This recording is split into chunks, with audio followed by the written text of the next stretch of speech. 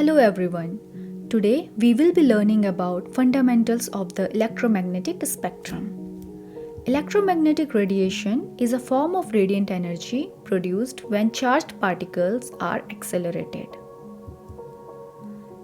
Electromagnetic radiation consists of waves that are synchronized oscillations of electric and magnetic fields perpendicular to each other and to the direction of wave propagation. The distance between two identical twins of electromagnetic radiation is known as wavelength, while the region in between is known as a wave cycle. Wavelength is measured in meters or some other factors of meters such as nanometers. The typical camera that you use on day-to-day basis measures and records visible light. This light might come from the sun or from some other sources like light bulbs. The electromagnetic spectrum is the term that is used to describe the entire range of light.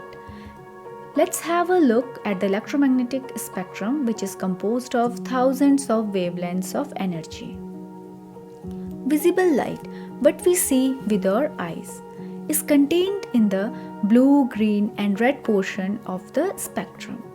The rest of the spectrum is not visible to the human eye but can be detected and recorded by sophisticated camera-like sensors called imaging spectrometers. The spectrum ranges from shorter wavelengths like gamma and X-rays to the longer wavelengths like microwaves and radio waves. For our convenience, the imaging spectrometer divides the spectrum into groups of wavelengths called bands. You will learn the significance of bands in later tutorials. Below the spectrum, you can see the wavelength curve. It can be observed that from gamma rays to radio waves, the wavelength has an increasing pattern. Another important parameter that comes into play here is frequency. Frequency is defined as the number of cycles of a wave passing a fixed point per unit time. It is generally measured in hertz.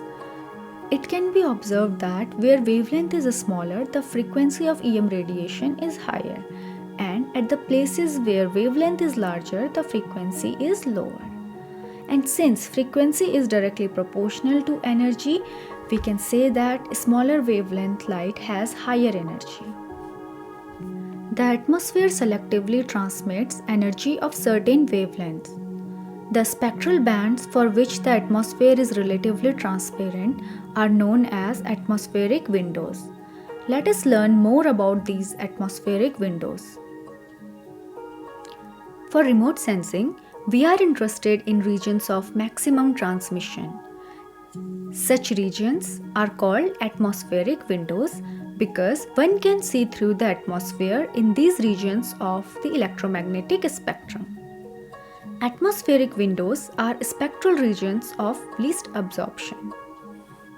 As it can be seen from the diagram, the regions of wavelength where the dips are observed, only that region of the electromagnetic spectrum is able to enter the atmosphere, while the rest is blocked off. For example, we have been studying in basic environmental sciences that the ozone layer of the atmosphere is responsible for blocking the harmful UV radiations from sun. This diagram further explains how the electromagnetic radiation of the different regions is blocked. This covers up the fundamentals of the electromagnetic spectrum and moreover how it is essential for remote sensing. Thank you.